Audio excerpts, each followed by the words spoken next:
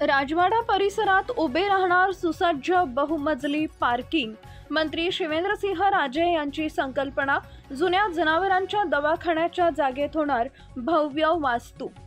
राजवाडा परिसरातील जुन्या जनावरांच्या दवाखान्याच्या जागेमध्ये राजवाडा परिसरातील पार्किंगचा प्रश्न सोडवणार बहुमजली पार्किंग प्रकल्प तसेच अद्ययावत स्वरूपाची खाऊ गल्ली, बोट, टेरेसवर कॅफेटेरिया असा महत्त्वाकांक्षी प्रकल्प उभा राहणार आहे।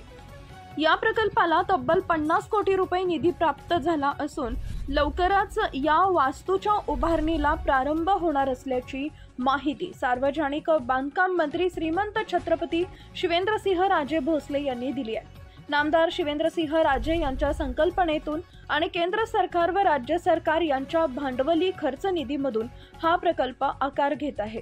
सातारा पालिकेने याबाबतची निविदा अंतिम केली असून लवकरच ठेकेदाराच्या माध्यमातून हे काम सुरू होणार आहे। सातारा शहरातील विशेषतः राजवाडा परिसरातील वाहतुकीची कोंडी व पार्किंगचा प्रश्न सोडवण्यासाठी जुन्या जनावरांच्या दवाखान्याच्या जागेत 3 मजली इमारत उभी राहणार आहे। पहिल्या मजल्यावर हॉकर्ससाठी खाऊ गल्ली, 75 स्टॉल, दुसऱ्या मजल्यावर 150 चारचाकी वाहनांसाठी प्रशस्त पार्किंग तळ आणि टेरेसवर स्वतंत्र कॅफेटेरिया उभारला जाणार आहे। बेसमेंटमध्ये 150 दुचाकी मावतील इतकी प्रशस्त जागा उपलब्ध होणार आहे। तसेच 250 वाहनांचे दुमजली पार्किंग तळ उभं केलं जाणार आहे। राजवाड्यासमोरील चौपाटीचं या जागेमध्ये लवकरच स्थलांतरण होणार आहे, त्यामुळे राजवाडा परिसर हा मोकळा राहणार असून तिथं स्वतंत्र लँडस्केप विकसित केलं जाणार आहे। मुंबई येथील NMA संस्थेकडून या प्रकल्पाचा मानक नकाशा तयार करण्यात आला आहे। याची पाहणी नामदार शिवेंद्रसिंह राजे भोसले यांनी सकाळी केली। यावेळी माजी नगराध्यक्ष अशोक माने, माजी उपनगराध्यक्ष अविनाश कदम, जयेंद्र चव्हाण, अमोल मोहिते, जयवंत भोसले, भालचंद्र निकम आदी मान्यवरांसह पालिकेचे अभियंता दिलीप चिद्रे, नगर अभियंता प्रतीक वैराट तसेच ठेकेदार कंपनीचे सदस्य उपस्थित होते। जुना दवाखाना परिसरातील वृक्षराजी वाचवणार।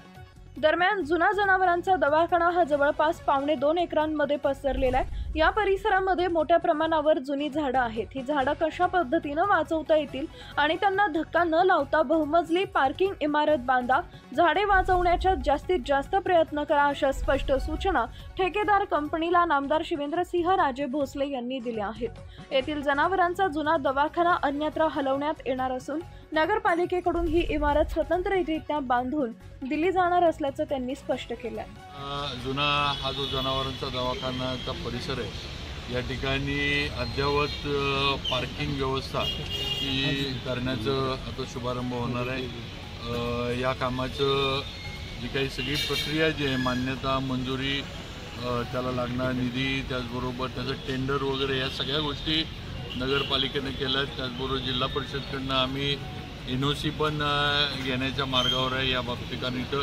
जागा जिल्हा परिषदची आहे आणि याचं रिझर्वेशन आपलं नगरपालिकेचं पार्किंगचं आहे। त्यामुळं त्या पद्धतीनं CO मॅडमशी पण आमची चर्चा झाली, त्यांनी पण याला NOC देण्याची तयारी दाखवली। आपल्याला माहीत आहे की आपल्या जुन्या सातारा शहर म्हणजे जुनं जे आपलं शहर आहे या ठिकाणी पार्किंगचा प्रॉब्लेम फार आपल्या इथं होतं, कारण आपले रस्ते, बाजारपेठ वगैरे सगळं इथं असल्यामुळं आणि सगळा परिसर जरा गजबजलेला असल्यामुळं पार्किंग हा फार मेजर विषय होतो। आता त्याला एक पर्याय म्हणून आपण इथं पार्किंगची ही व्यवस्था आणि त्याचबरोबर हॉकर्ससाठी म्हणजे जे खाऊ गल्ली टाईप जो कन्सेप्ट बाहेरच्या ह्याच्यात आपण बघतो तसं या ठिकाणी एनक्लोज म्हणजे त्यांनासुद्धा पावसाळ्यामध्ये, उन्हाळ्यामध्ये किंवा काही कुठंही रस्त्यावर वगैरे बसण्याचा विषय नाही, त्यांनासुद्धा इथं सेफ आणि बंदिस्त पाणी, त्याचे लागणारी स्वच्छतेची आहे, परत जे काही खाद्यपदार्थ आपण टाकून देतो त्याला लागणारा बायोडायजेस्टर वगैरे अशा सगळ्या गोष्टी आपण या प्रकल्पामध्ये धरलेल्या आहेत आणि त्याप्रमाणे आपण हे करतोय। साधारण ग्राउंड फ्लोअर आणि फर्स्ट, सेकंड, थर्ड आणि मग टेरेस असंही या बिल्डिंगची आहे। बऱ्यापैकी या बिल्डिंगचं जे आहे ते आपण राजवाड्याचा जो लुक आहे, जो हेरिटेज लुक आहे तो ध्यानात ठेवूनच आपण या बिल्डिंगचं समोरचं जे काय आहे ते काय म्हणायचं आपलं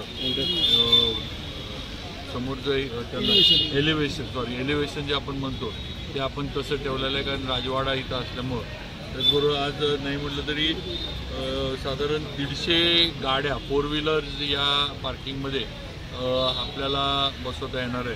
त्याचबरोबर 75 स्टॉल्स आपण इथं हॉकरसाठी म्हणजे खाऊ गल्ली टाईप जे आपण म्हणतोय त्यांच्यासाठी आपण उपलब्ध करून देणार आहे।